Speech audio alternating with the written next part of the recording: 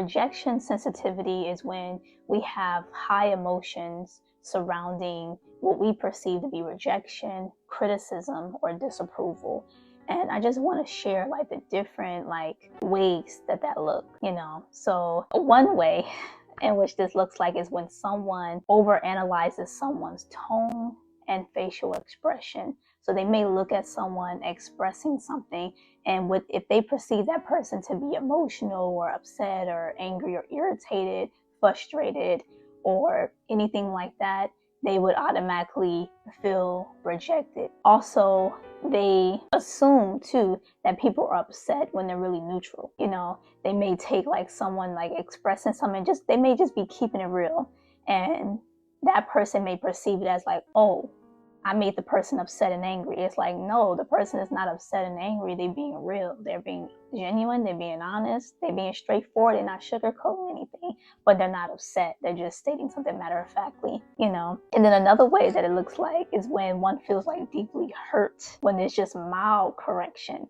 You may have a difference in opinion from the other person, or a different perspective. I'll say that because everybody has an opinion. So I don't really care about opinions, but everyone has a different perspective. And sometimes a person may have a deeper level of insight about something, and they may share that with a person.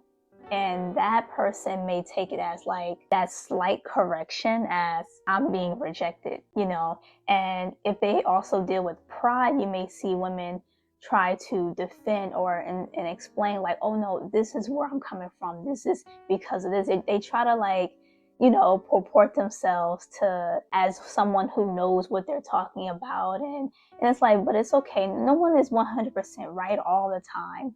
So what I've noticed of someone who deals with sensitivity, or sensitive to rejection, they have a hard time just accepting that sometimes someone may know more than you about a particular thing, and it's fine. You're not 100% right about something. So there's a little bit of pride that's in there too.